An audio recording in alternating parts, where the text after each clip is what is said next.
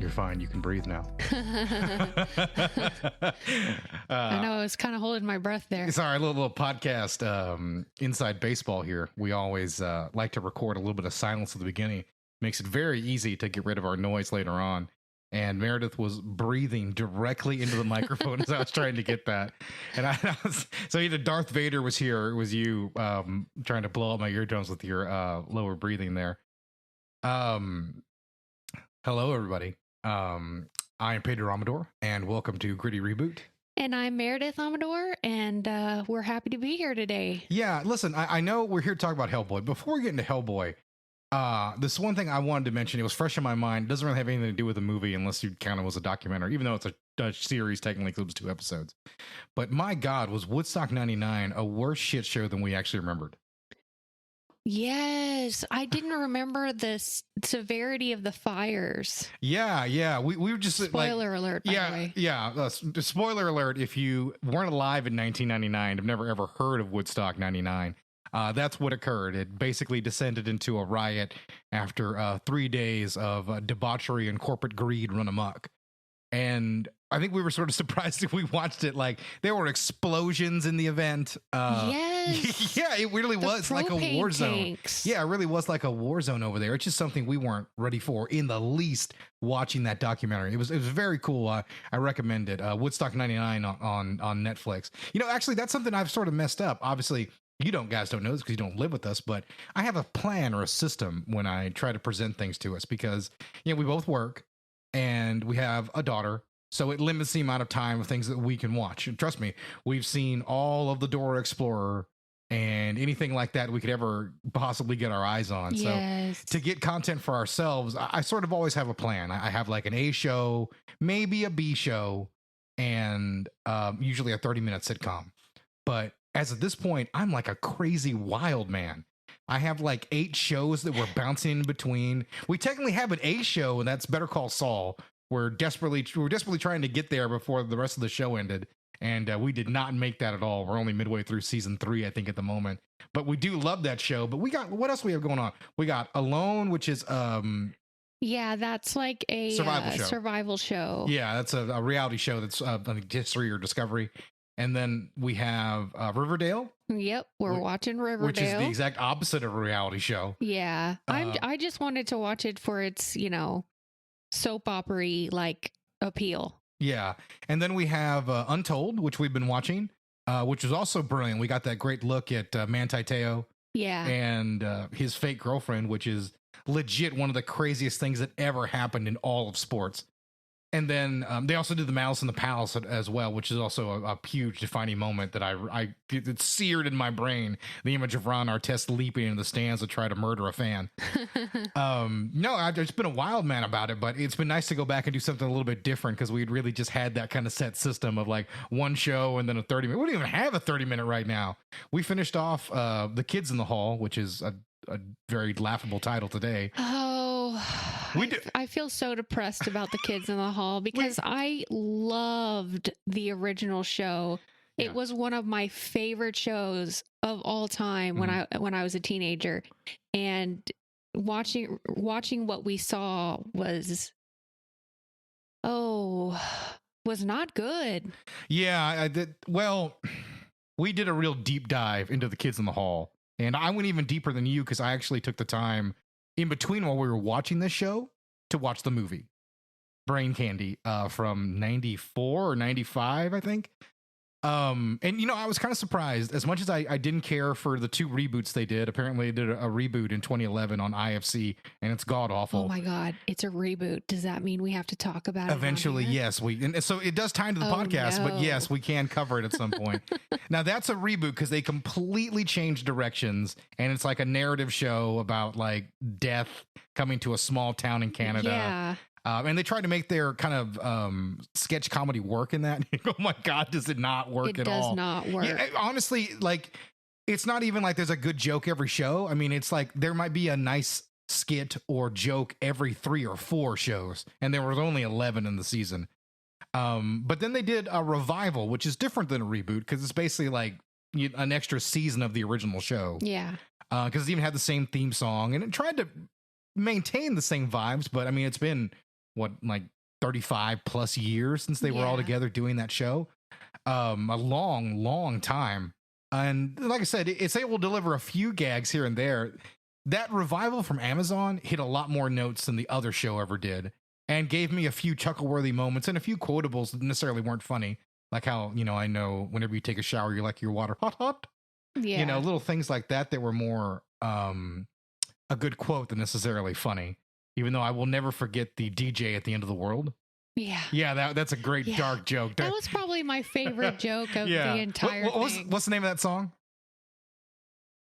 Oh, I totally blanking. I don't know. I feel so bad this isn't a video podcast, because the look on Meredith's face right now was like like the test, like she just walked into class and she was like, I forgot to study. like that was and the I'm in look. My underwear. Yeah, that was the look on her face right now. So anyway, none of this has anything to do with HellBoy. No. Right now there are 2 or 3 loyal listeners looking at their watch going like, when the hell does the HellBoy conversation start? Gentlemen, it begins right now. First of all, I want to take you on a little journey to a magical period known as 2004. In 2004, things were a little bit different in Hollywood than they would be today. Yeah. Superhero movies, while I think X-Men came out in 2000, right on the nose of the millennium, Spider-Man came out the year after. This is still very much in that first generation of superhero movies post X-Men. Yes. We're still 4 years away from Iron Man, or 5 years. Iron Man was either 2008 or 2009. Don't recall offhand, but we're still a ways from it. So I want to say, like, the top comic book movie of the year was Spider-Man 2. So I want to have that firmly in your brains as I talk about the era of which this movie comes from, because every movie should be judged somewhat from the era of which it was made. Yeah. And you should take a look about what its contemporaries were doing, and was it in line with them, or was it further ahead? Did it age well because or, is it just a forgotten relic because it's just some oddity? Like something like My Superhero Ex-Girlfriend starring Uma Thurman, which I think came out the year after. Yeah. But HellBoy is very much a product of its era, in that it does a very nice job in giving us an origin story, a setup for HellBoy, without necessarily telling us exactly how everything about HellBoy's world came to be. Yeah. The movie's sort of an introduction to the character, but everything that is HellBoy and the paranormal research, that's already set up and it's already there, and we just sort of deal with it. We have a proxy in the movie. He's played by Rupert Everett, and his character name escapes me at the moment. And he's basically who we are attached to and following on. Rupert Everett, by the way, also attached to another reboot later on. He plays Leo in the Charmed reboot. Yeah. Yeah, so we can cover that at some point years down the road when we start doing TV shows. So I see right now you're staring at your notes, almost salivating. What do you want to say about HellBoy straight off the gate? Well, I was just going to say that you were talking about the era that this was made, and that there was not a whole lot of comic book movies out there that were successful. This movie took 6 years to get made. That's how long Del Toro fought to get this made. Yeah, I'm not surprised at all. And it's weird to think Del Toro had to fight to get this thing made, because he just came off a successful comic book movie a couple years later in Blade 2. Yeah. And Blade 2 is, in my opinion, better than the original film. Even though, I'll be honest, I haven't done a deep dive in that series in a long time. No, I agree with you, but I'm a huge Del Toro fan. Yeah, no, and nothing against Stephen Norrington, who did the original film, a man whose career was ruined by Sean Connery. The original's fine. Yeah, the original was fine. Stephen Norrington, Sean Connery, they worked together in League of Extraordinary Gentlemen, which is a couple years after this, by the way. One of the worst comic movies ever. And Sean Connery and Stephen Norrington, I don't think ever worked in Hollywood again. But back to HellBoy, we talked about it a little bit last week with Robert Englund. Mm-hmm. Sometimes a part is made for an actor. Yeah. And obviously Del Toro crafted everything about his version of HellBoy to be perfect for the man he had in mind, Ron Perlman. Yes. And that is the marriage that we have in this film. Ron Perlman is HellBoy. Yeah, and both the creator and the director wanted Ron Perlman. Mm-hmm. They actually did a small little game, and they were like, okay, when they were first starting out writing this movie, they were like, okay, who do we cast as the lead? And they both said at the exact same moment, Ron Perlman, because they both had him in mind for this part.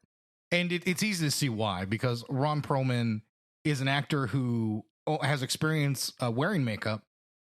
So that wasn't going to be an issue for him, but he had the blue collar vibe to be Hellboy. Yeah. That attitude that, you know, Hellboy, despite his grand beginnings and, you know, what he is ultimately bred for, he's a blue collar guy. Yeah. Like he wants to drink beer, play with his kitties, and chomp on a cigar.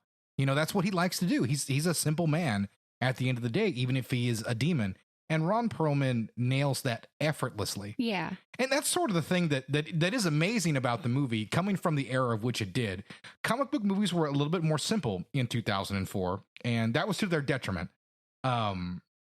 Because people were still trying to chase that wave of Spider-Man and X-Men and trying to get their guy, you know, into the stratosphere as a superhero movie. It was something that could be successful, but it wasn't the force it was going to be in like 5 or 6 years once Iron Man came out. Yeah. So with all that being said, Hellboy has to also introduce the character and the world and all of these monsters and all of these outlandish things in an era when it's just not incredibly common. You know, because once again, superhero movies are Spider-Man and Daredevil at this time. You know, the bigger guys, you know. That's the reason I always talk about Punisher gets a ton of adaptations, because it's a guy with a gun. It's easy to do. Yeah. You know, Hellboy is a spawn from hell who fights big giant monsters. Character. Yeah, he's much more difficult to do and to introduce, and Del Toro does it effortlessly. Yes. And that's the thing. Like, one of the things I wanted to bring about Del Toro is that he had come into Hollywood after having a ton of success as a Mexican-born director with Cronos, and he comes in to make Mimic with Mira Sorvino. And on that movie, he is paired with producer Harvey Weinstein, who was an absolute nightmare to work with and almost got Del Toro to completely abandon Hollywood entirely, which is, you know, fuck Harvey Weinstein. I don't think I need to be any more clear about that. But now, granted, I'm only talking in a cinematic perspective. He was almost known as the Hatchet Man in the day. He would cut horror movies up or really anything like that that he thought was a little bit low class. If you made an Oscar caliber movie, oh, he'd suck your dick right there on the spot. But if you were making genre fare, he would take a hatchet to that and cut it down and chop it to where things didn't make any sense. And if you watch Mimic, it feels like a movie where things don't make a lot of sense. Yeah. And obviously, you know, you learn more about Harvey Weinstein. He had a huge vendetta against Mira Sorvino. Yeah. And made it almost his mission to make sure she did not have a successful career. And obviously Mimic is a part of that. And it almost takes down Del Toro as well. But Del Toro realized that he couldn't take his standard sensibilities coming from Mexican cinema into Hollywood. He needed to try and attempt to make more of a Hollywood movie. And Blade 2 was the answer to that. And this is also running right in that door. But because he had some success in Blade 2, he's able to take some of those Del Toro sensibilities, some of that creature work that he loves to do, you know, the outcast monster theme that he absolutely is in love with. He brings that over to Hellboy, and this fusion just works in 2004. It really does. And, you know, going back and watching it, I think at the time I thought the movie was good, but not great. And now I'm like, wow, man, he did this in 2004. Del Toro was really ahead of the game. No, really I always loved the Hellboy movie. Great imagery, you know, working well within the PG-13 framework, which, I mean, was the requirement. You sure as hell weren't going to make an R-rated comic book movie unless it was a Punisher film. Even then, the Punisher didn't get R-rated when they did it in the 2000s. You weren't going to get that then, and he's able to do it effortlessly and deliver weird high-budget cult film, if you will. Yeah. Because one of the things I do want to mention as well is, yes, Hellboy got a sequel, but Hellboy was not the most successful movie financially. It was the 50th highest grossing film of that year. So it took a lot of fight to get a sequel made 4 years later. Talking about the studio, you want to know who was going to play Hellboy? Tell me. Oh God. Vin Diesel. Vin Diesel was tapped to play Hellboy. Luckily, he turned it down, and then the studio still had him in mind to play Abe Sapien. That would have been far, far worse. Far worse. For Hellboy, Del Toro did not want that. For Hellboy, I can kind of see it. That gruff voice could have worked, but I've always thought as Dominic Toretto, he kind of struggles to play a normal person in those movies a little bit. He's much more at home in the bombastic action sequences. Yeah. And listen, Perlman's able to do both. That's what makes him a fantastic actor. I learned that, I was a big fan of Ron Perlman even before this movie kicks up. My mom made me watch the Beauty and the Beast reboot, which we'll cover, I guess, at some point when we've reached 150 episodes. And that featured him as the Beast and Linda Hamilton as the Beauty, and they fought crime in New York for some reason. Yeah. Because that's all you could do in the 90s on television. Like, well, we're going to do a weird high concept thing. What do they do? They fight crime. They fight crime or you run a hotel. Those are your only options for TV shows in the 90s. Be that as it may, like, Perlman isn't exactly what you would consider like a Shakespearean actor or anything like that. But man, he is just so good in this part. He was born to play it. And you just mentioned Abe Sapien, played by Doug Jones under the costume, and the voice is provided by David Hyde Pierce in this one. And it's costume and makeup. Mm-hmm, yeah. Actually, oh really? Yeah, Doug Jones spent more time in the makeup chair than Ron Perlman did. I can believe it because you don't see any part of Doug Jones. You can still see like Ron Perlman's eyes and kind of the shape of his nose and mouth. The only thing you see on Ron Perlman is his eyelids. That's the only thing that's legit? Yeah, that's the only thing that's legit is his eyelids. Okay. Doug Jones spent 5 to 7 hours in the makeup chair. Oh, fascinating. Yeah, Ron Perlman spent 4 to 5. So there's quite a difference there. Yeah. I found another fun story about Ron Perlman. There was a boy that had requested, and this was about, I think in 2010, 2011. There was a boy who had requested with the Make-A-Wish Foundation to meet HellBoy. Not Ron Perlman, but to meet HellBoy. So Ron Perlman, out of his own pocket, paid for the makeup team from that movie to go to the hospital and put in the 4 hours to dress him up like HellBoy. Oh, man. And go and meet this kid for a Make-A-Wish meeting. And there's some great pictures of it. And Ron Perlman did nothing to promote this and to say, like, look at me, look at what I did. It's just something Ron Perlman wanted to do. Wow. And listen, we're throwing the praise on Ron Perlman. We love the guy. Yeah. By the way, also great fact on that story: the kid survived. He got an experimental treatment and he beat that cancer. He's alive today. I like to think that HellBoy had something to do with that. Yeah, all thanks to Ron Perlman. Yeah, that damn right it did. So yeah, if you can't guess by this point, we really love HellBoy. Yeah, it's got big shoes to fill in the reboot. Well, I think one of the reasons I mentioned before we get right into talking about the newer reboot is I wanted to mention that, like, this movie and this franchise is this movie. No one knew who HellBoy was in 2003 before these movies started showing trailers. No one cared. HellBoy wasn't a top comic book, wasn't a top seller. This movie barely broke $50 million domestically. The sequel did a little better. These weren't exactly huge movies that were tearing up the box office. So with that being said, that the fan base for this movie is based around Guillermo Del Toro and Ron Perlman, and only those guys and what they did with it, why would you reboot something that even with an Oscar-winning director has struggled to make back its money? It's absolutely baffling. And you know what the producers for HellBoy 2019 got for it? They got a big flop. Yeah. Yeah, they got one of the most unsuccessful films of the year because everybody who wants to see a HellBoy movie wants to see Ron Perlman in the makeup. Yeah. And you know what? That's what I thought, and it's why I skipped HellBoy 2019 when it made its original theatrical run. I did not see it till this last weekend when we watched it for the show. And I wanted to be fair to it. And honestly, I'm glad I did because I feel like I was a little bit more fair to it. Because the initial critical reception was vile. Worst comic book adaptation ever, pointless, soulless, a lot of comments like that. And when I sat down to actually watch the movie, I found soulless is something I can agree with, but it was an ultimately watchable adventure, even if that's not exactly high praise. Let me put it this way. Even though the movie's R-rated, I think the 2019 version would be more at home in the contemporaries of 2004 by how a by-the-number story it is. Mm-hmm. And the 2004 version could easily fit into 2019 when people are more willing to take risks with superhero movies and do other things. Absolutely. And that's sort of a weird thing to say, like they're almost of different eras, despite when they were made. But it's just what I feel when watching it. What was your takeaway from watching the reboot for the first time. It's a little bit unfair because I'm taking it a lot like a lot of the Hellboy fan. It's hard to make those movies better. So I was a little hindered in that when I watched it for the first time. I was holding it as a comparison to the originals. Yeah, now obviously, you know, with a lot of reboots, and it's incredibly difficult to divorce anything like that from the original film. And it's always going to weigh on judging any kind of movie like this, especially Hellboy, that is truly beloved by its fans.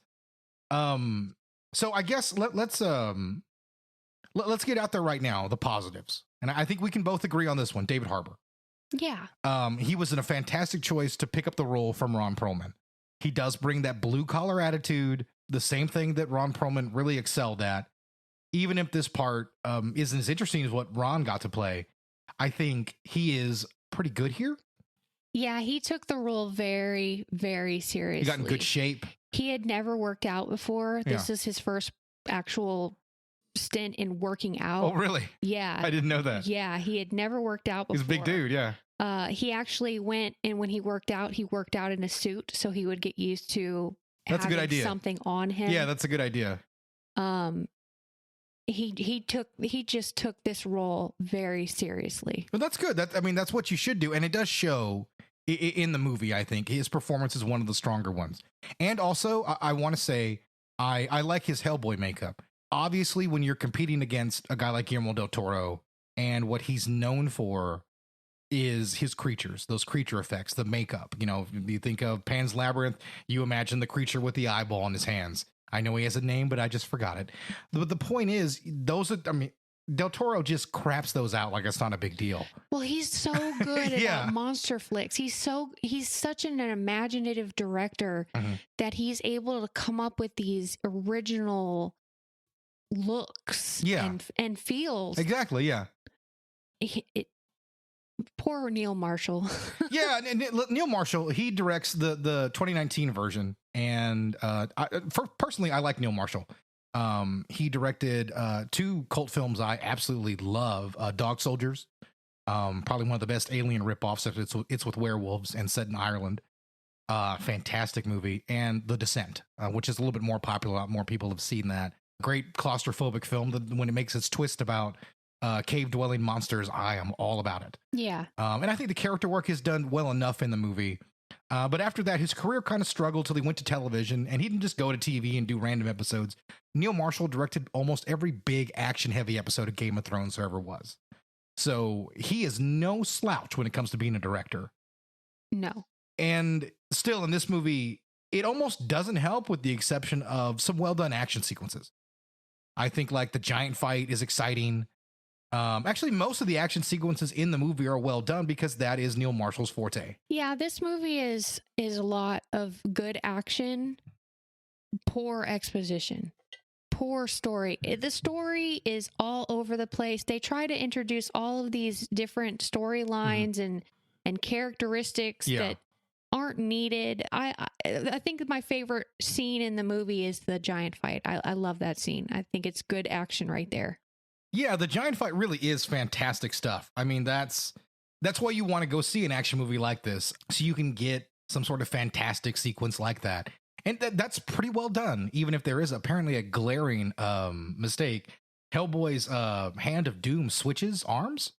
So at one point it's on the left hand instead of the right. Well, it's supposed to be the right hand of doom. That's from the comic book. Yeah, that's the way it always is, but they switched it in that scene. You know, it's basically a movie that's struggling to get any kind of fan acceptance, just kind of stumbles its way into pissing fans off and didn't even probably realize it. The only reason why I think that they probably switched it up was probably to keep a free hand for the David Harbour. I know he's right-handed, so they probably kept it on the left because of that. Now, I know that Ron Perlman is left-handed, so the right hand of doom was fine. He was able to put the right hand on, and he could still function with his left hand. Oh, okay. So that could be the only reason why I think that they might have done that, but still, you're pissing off fans. Yeah, exactly. And some overworked effects house is having to compensate, to do a real quick change. They never get around to it, and they hope nobody notices. But obviously, people did because that's just the way the internet's going to work. Well, it's the way fandom is. Most Star definitely. Wars fans, hello. Yeah, it's the same. Any kind of comic book fans like that, everyone's going to notice what's in those little details. You talked a little bit earlier about how the story was told. And I think that's the biggest problem here, because even though they were able to almost compete against what Del Toro did in creature design wise, the Baba Yaga and the way that some of the giants look. Yeah, the Baba Yaga is disgusting. Yeah, that was well done. Oh, that's really well done. There's great creature work here. There's an Oscar winner who worked on it. I can't remember his name at this moment in time. But no slouch, good stuff around here. But if some of that money would have gone into crafting the screenplays that they used to form this movie into something a little bit more coherent, it would have worked. I was reminded of a strange comparison. Scoob, which is the Scooby prequel they did a couple years ago, animated film. Because if you're a fan of Scooby-Doo, you were going to want, an old guy getting the mask pulled off and you meddling kids, right? You certainly didn't want a Hanna-Barbera superhero team-up movie. And that's what Scoob was, because they wanted to start a Hanna-Barbera cinematic universe. Yes. And this movie introduces so many concepts and themes. And we have Thomas Hayden Church as the Blue Beetle. That's not right. But he's a character who runs deep within the HellBoy lore. So deep that I don't know who he is. But the fact is, they introduced this character just so they can say, like, okay, when we do these sequels, we'll have a lot more we can lean on, and we'll have more of our Dark Horse lore and HellBoy lore ready to go. And the movie just drowns in lore because of it. Yeah. Way too much going on. You have Daniel Day Kim, who does a fine job, but he's some sort of werepanther, and I don't know why. Like, I know it tells us why, but I don't know why that's shoved into this movie. It's not needed. Yeah, because if you go back and look at the original film, you can sort of write down what your plot points are and what some of those elements really are. Yeah, absolutely. Yeah, because you have, Rasputin, he brought HellBoy in, he went away, he came back, he summoned Samael, and HellBoy searches for any kind of acceptance as he wants his ex-quasi-girlfriend to return. Yeah. And everything comes into there, and HellBoy's quest for some sort of independence and finding his identity. This movie in 2019, however, has none of those things about like HellBoy kind of finding his place in the world. That's kind of secondary, weirdly enough. Instead, there's all this world building and all these things about the plight of the bad guy who is always underwritten. There's the Osiris Club, which I think is stupid. Yeah, like that's a great example. Like you have all these guys who want to kill HellBoy, and it's sort of I want to say it's a running joke, but the movie doesn't really joke about it for the most part. It's just something that keeps happening. Yeah, I think it hurts the movie because they kill him. Well, they get the upper hand on him, which is strange. Yeah, HellBoy's a jobber in that sequence. Yeah, he's a total jobber. He's a jobber, yeah. And I don't understand why. It's like he's supposed to be this powerful HellBoy. Mm-hmm. Then why don't he act like it? Yeah, and it's even all the more confusing when the giants come in, slaughter the entire Osiris Club, and then HellBoy is able to defeat the giants. I mean, granted, he's on death's door, but he still defeats them after all of that bullshit. It's infuriating if you're watching as a viewer, because if you've never seen a HellBoy movie, you just don't understand. You don't understand this character's power level in any way, shape, or form. And the movie doesn't really help you with that. I mean, just not to mention, the movie's just, overstuffed with all these ideas, and it leads to paper-thin characters, which is not something you could say about the original film. It just doesn't have... You have to bring a level of whimsy into a movie about a character who deals with the creatures of hell and trolls and giants and all this sort of thing. And the movie doesn't have it. It attempts to have a layer of grittiness, which I think they interpret it as a lot of blood and gore. And it does have that. So if you're a fan of those, gritty reboot. Yeah, if you're a fan of those things, there is a lot of blood and gore. Yeah. There's F-bombs almost sort of inserted in at random points just so they could feel a little more edgy. I saw that there were 26 fucks in the movie. 26 fucks. I think 26 is... That's a decent amount of fucks. Yeah. Yeah. I want that put on my tombstone. That's a decent amount of fucks. The thing about it is, is I feel like this movie was pushed into the rated R territory as a gimmick. Because it's not a mature story in any way, shape, or form. Like, there's nothing in the narrative that leads you into needing the R rating. Now, like I said, it does lead to cool gore, especially like when those demons that are summoned by the Blood Queen at the end lay waste to London. That's actually a really cool scene and great gore. But it doesn't necessarily, mean a whole lot at the end of the day. It's just some fun CG gore. From what I was reading in the comic books, Hellboy is a little bit of an immature character. Like, certainly, you and I, where our immaturity lies in our teenage years. Mm-hmm. Hellboy is a perpetual teenager, the king of Arrested Development. So, I think that had something to do with it. And here's the thing, and obviously we have to compare the two movies over and over again, but the first movie talks about that a lot. Hellboy is clearly a teenager in that movie, and Ron Perlman plays him as such. And, only Ron Perlman can make a character sort of that immature and kind of selfish, endearing. But that's the gift of Ron Perlman. But they try to do this a lot more in the reboot. And just the concept never really comes together because they don't want to commit any time to that idea. They just want to let you know, like, he's an immature character. He doesn't have it all figured out. All right, moving on. They just want to get to their next sequence. And I understand that, but we don't have a feel on this character, and because it's a reboot, like, we just can't take things from a previous movie and just throw those attributes on the character. We don't know that if we're a new viewer. Yeah. And because of that, I mean, this movie ends up, as I said, a mile wide but an inch deep, and that's really the best way to describe everything about the characterizations and the screenplay in this movie. And I mean, it's probably the biggest negative element of the film. Too many characters, too many stories, all sizzle, no steak. Yeah, and you have Mila Jovovich as well. Okay, first off, I like Mila Jovovich. I know you do, but you're a guy. I've been a big I've been a big fan for a long time. Even before The Fifth Element, I liked Mila Jovovich. She's just not a good actress.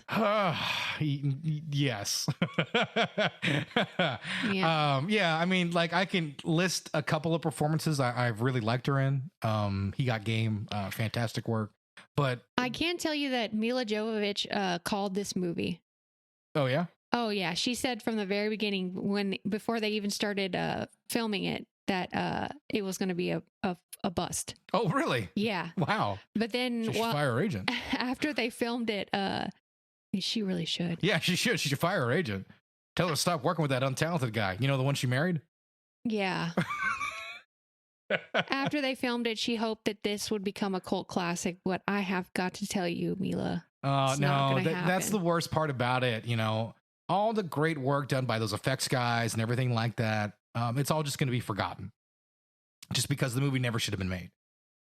Even if I did find it watchable, I mean, at the end of the day, for our purposes, atrocious would have been better, right? Because that's what we got last week with Nightmare on Elm Street reboot. We got atrocious. And that was good to talk about.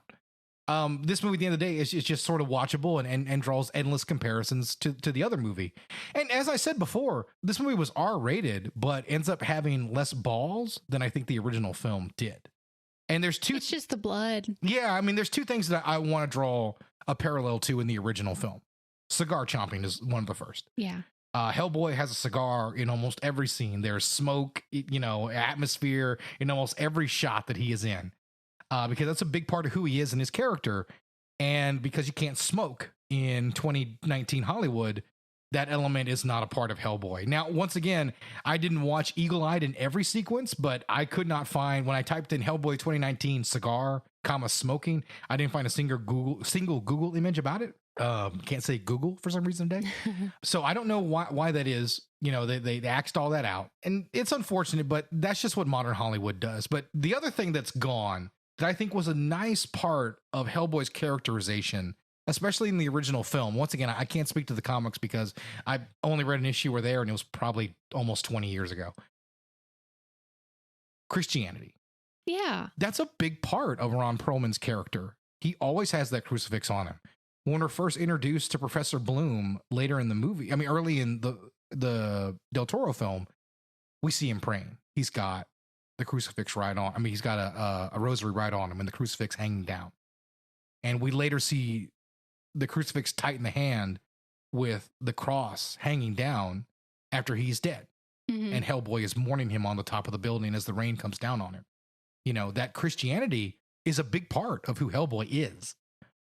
And at the very end, Rupert Everett's character throws him the rosary and he catches it in his hand and it burns the cross right on him. The one thing he'd held on him, the one thing that he held as the only thing he has from his father, it burnt him. And that's the moment when he knows, I can't do this. There's not someone flashing out loud. That's what that means. But Del Toro's a skilled enough director to use those little things to tell you more about a character, even without just flat out screaming at your face who he's supposed to be. He can show you. And those little elements are missing from this movie. And I'm not just talking specifically about the Christianity or those. Those are just good examples. You know, you can't talk about God in a movie because people get weirded out. And you can't show smoking in a movie because it's killed a bunch of people and apparently Hollywood's to blame. It's not the cancer. Hollywood's the problem. They made cigarettes look cool. It's like, no, the kid who dropped out of high school who keeps hanging around the lunchroom. He's the one who made cigarettes look cool. Yeah, exactly. The super seniors. That's who. There are so many other elements to the 2019 version that just fall flat because of just bad screenwriting. Yeah. And that's really all it is at the end of the day. They're shoving as many screenplays as they could together and they're trying to make it work. They had, as you might guess, they had production issues. I mean, I almost want to say take a shot every time we talk about a movie, one of these reboots having production issues. But this one did. David Harbour apparently walked off set more than once. Yeah, because they kept... Oh, you know more? They kept having reshoots. And David Harbour, like I told you in the beginning, he put his heart and soul into this project.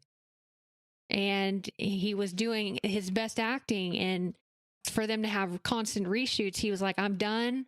I've had enough of this. I sit in a chair for makeup, even though his makeup only takes about 2 to 3 hours.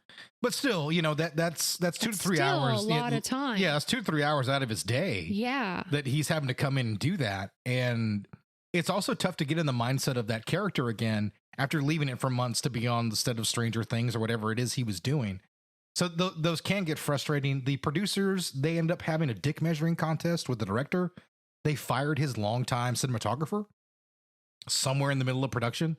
And I mean, you kind of don't do that, you know, like if a pitcher's having a great year, you don't go out there and fire his catcher. Yeah. You know, it's just something that's not really done in Hollywood unless you're trying to send a message. You're going to do what we say or you'll be fired too. Yeah. And that was the message sent. And I'm sure Neil Marshall was a good soldier and did whatever the producers wanted at that point, and they got this. Well, I can tell you that Neil Marshall has touted this as one of his biggest regrets. Yeah, I wouldn't doubt it. Like I said, he's a very talented director. But you know, there's more to just planning your shots and talking to your actors when you're directing a Hollywood movie. You have to keep the suits docile. Yeah. You have to keep them content. You have to make sure they look at that and they're like, oh, my decision to hire you was the best decision I made in my life. You know, that's sort of the goal. And like, those are things that like a Brett Ratner is really good at.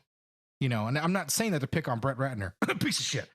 But what I'm saying is there are certain directors who excel at that part of the game. And Neil Marshall, for some reason, maybe he does, maybe he doesn't, but either way, he didn't take on this project. You know, his vision was something that immediately clashed with the producers, and they clamped down, and we get an infinitely worse movie about it. And once again, Hellboy, the franchise, is dead because of it. Absolutely dead. There's not going to be a sequel to the 2019 film. Ron Perlman is now 71 years old. Yeah. And he's probably too old to come back and play that part, even though they can do animated movies with him, which I'm all about and all for. But I mean, like that's what it is. You know, we talk about this all the time. Lazy Hollywood meddling comes in here and gives us subpar cinema. And that's all this is. Subpar cinema. When they could have just made everyone happy and done a Hellboy 3. Yeah. And simple. You know, you're printing money. Yeah, and I say subpar cinema, and I found the film watchable. But, you know, once again, you just hit the nail on the head.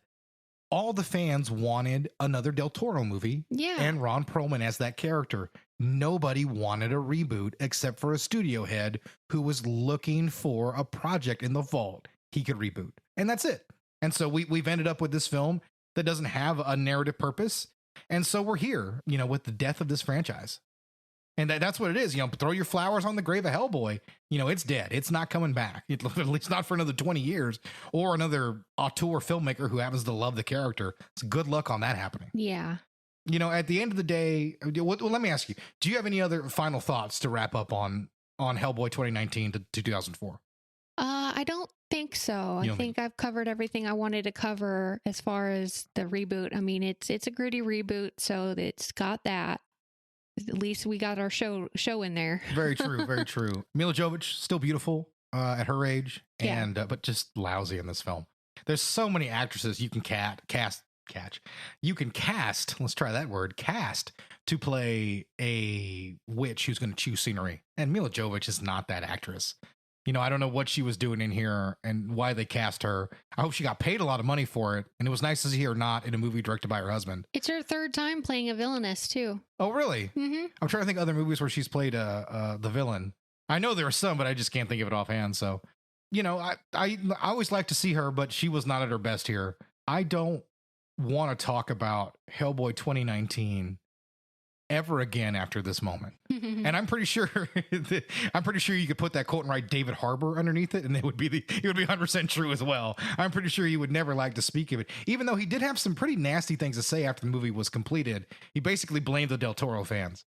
And listen, like, you read a comment in print, it doesn't sound so good, where he blames the Del Toro fans, but he's not wrong. That's why the movie didn't succeed. Those fans weren't going to get on board with the new Hellboy unless the reviews were sparkling. They didn't get that. They got 10% on Rotten Tomatoes.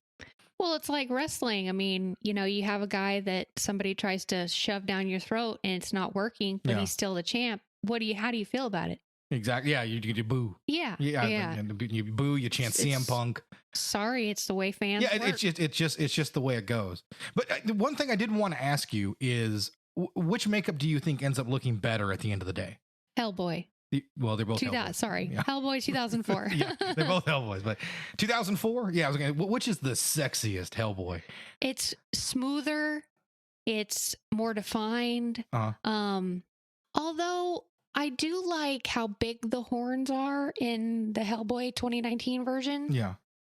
And I think they even added some scars to it to make it a little bit more weathered, which I thought was a good idea. Yeah, no, I think that is one of the things that does help. But, that leads me into the last slam I wanted to throw upon this movie, which is, you write a screenplay and you do a reboot and you want to try something different. So I have no idea why this movie tells the same story about Hellboy discovering his lineage as someone who's going to bring apart the end of the world, and tell that same story with the same imagery from Del Toro's movie, except done worse. Yeah. I mean, I'm flat out aghast at that. I mean, use the original script if you want to do that. But I mean, from the same perspective of Hellboy's origin, I mean, feels the exact same, except for Thomas Hayden Church showing up and a couple minor differences and a worse looking Hellboy baby. But then at the end of the day, this narrative is almost the exact same as what we got before. And it just draws even worse comparisons when you could tell any other story in the Hellboy lore. This was the one story that somebody already covered. Yeah. You don't do that, especially when, they literally end with the same way. Reboot it. Yeah. He snaps the horns off and the crown fades away. You literally have the shot in both movies. Yeah. And it's ridiculous they even thought that was going to work. I don't care if it's the greatest Hellboy story ever told in the comics. You find another way to do it. You do something else, because this just wastes our time. Well, do you want to know how this movie stacked up and as far as user reviews? Tell me. Okay, so Hellboy 2004, 4.5, 81% on a Rotten Tomatoes, 6.8 on IMDb. So it's got a 4.5 user rating. This is a 1-star review, which I had a hard time finding, but I found one. Where do we start with an offering like this? I nearly said film, but that would be going a step too far. The only thing hellish about this film is that it is certainly a marriage made in hell, between nothing and nonsense, baloney and balderdash. These films should carry a psychological health warning so as not to damage one's spirit to the point where one might believe that all good filmmakers have left the planet and their resources have been handed to the dunderheads who have make this classic piece of trite garbage just like its sisters in arms, League of Extraordinary Gentlemen. Oh, God. Yes, he makes the comparison to League of Extraordinary Gentlemen. Sweet Jesus. They are neither science fiction nor fact, entertaining nor thought-provoking, humorous nor weighty, but lay in a twilight zone devoid of any and all accoutrements that entice people to give up their valuable time, sit in the darkened room, and generally be more enlightened, enlivened, or happy at the end of it. If we could award turkey points for films like this would be a turnip, as we would gone through the turkey, ham, potatoes, sprouts, gravy, and all the embellishments before reaching rock bottom. No, okay, first off, unlike a lot of guys who give a 1-star review, I actually kind of like this guy's review. I don't agree with it, but doesn't mean I don't like it. I can like a bad review to a movie that I don't care for. This homeboy went all in. He didn't like this movie at all. He's wrong, but he did not like this movie, but I at least chuckled a bit at some of his takes.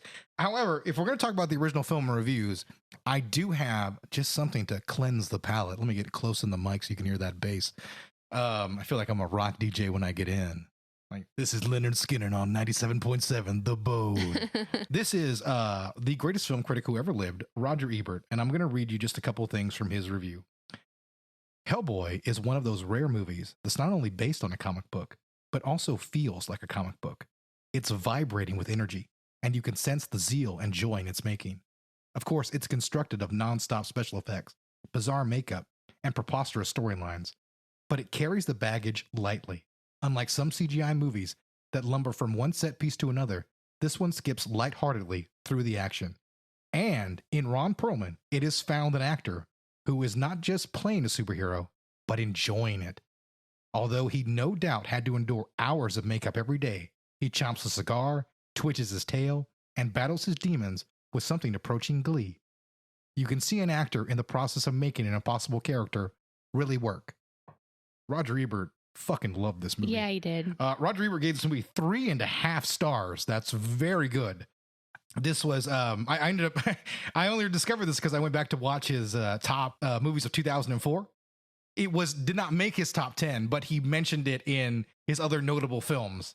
And I was like, oh, I had to go look up his review, and it's really glowing. Guys, head over to RogerEbert.com, check out his review of Hellboy and its sequel, which he also very much liked. And seriously, just read more Roger Ebert. There's nobody to replace him. Okay, now we have Hellboy 2019. Lay it on me. 3.1 user review, 17% on Rotten Tomatoes. Honestly, a little low. 5.2 on IMDb, which is high for me on IMDb. Yeah, IMDb is pretty high, but that Rotten Tomatoes score, I wouldn't say this movie is that low, but... Here is a 1-star review of this movie. By the way, the subject of this review is, "This is now the worst film I've ever seen." Somewhere there's a monkey at a typewriter claiming plagiarism. I really don't know where to begin with what I hated about this film. Simply put, I would say imagine 7 seasons of Game of Thrones lore and plot twists condensed into 2 hours via a series of flashbacks and added dick joke humor. I imagine my review will be removed, but I'll add that the creators managed to include 2 that I can recall. Child abuse jokes, because that's always funny. Oh, yeah, that's right. That is in there. Yeah, but he's totally right in the sense that he is saying that taking Game of Thrones and condensing it into a 2-hour movie, that's exactly what this movie's doing. Yeah, no, it's taking all these premises and putting it all in one little movie. Yeah, let's just shove 20 years of comic book right into one 2-hour movie and hope for the best. You get 1,000 monkeys at a typewriter. It was the best of times. It was the burst of times. I mean, that really sums it up. That's how I feel about all those screenplays that came in just shoved together to make this movie. Before we go, I thought we'd do something a little fun regarding Ron Perlman and David Harbour. Ron Perlman and David Harbour, both of whom portrayed Hellboy, were born in April. Perlman was born on April 14th and Harbour was born on April 6th. This film made its debut on or around both actors' individual birthdays. The film premiered on Harbour's birthday, and the film was theatrically released 2 days before Perlman's birthday. I just thought that was really weird. Yeah, that's a nice factor. That's a good find. Yeah. That's a good find. I'm going to drop that on somebody in a party, and they'll look at me like, please stop talking to me. You've been talking about Hellboy for 40 minutes. I was like, I have a podcast that's even longer, jackass. So that was Hellboy. Yeah. God, I love the original film. Go check that out in its sequel. Also, by the way, we didn't mention Selma Blair at all. She's fantastic. And God, she's so pretty. I just wanted to get that in there because I love Selma Blair, and she never got her due in Hollywood, in my opinion. That's HellBoy. Let me know that I'm a Selma Blair simp by emailing us at grittyRebootcast@gmail.com. That is the best place to get a hold of us and let us know that we suck, or conversely, you think we're not bad. Yeah. That would be nice to hear. That would be a change of pace every now and then. Rate us on all your podcasts. Yeah, please give us 5 stars on your podcast. If you give us 4 stars at this point, I'm just glad to accept anything. Also, you can follow us at Gritty Reboot, and that's at Instagram and TikTok. I update TikTok almost daily, so you can come there and see my low quality memes and promos and clips for these very shows that you hopefully listen to. And we're also on Twitch. That's right. We also are on Twitch as well. You can look us up at The Kitchen Ace. I play under that, and I usually cover zombie games and Donkey Kong Country with my daughter every now and then as well as a change of pace. So look us up. But as far as HellBoy, we are out. Yep. See you guys.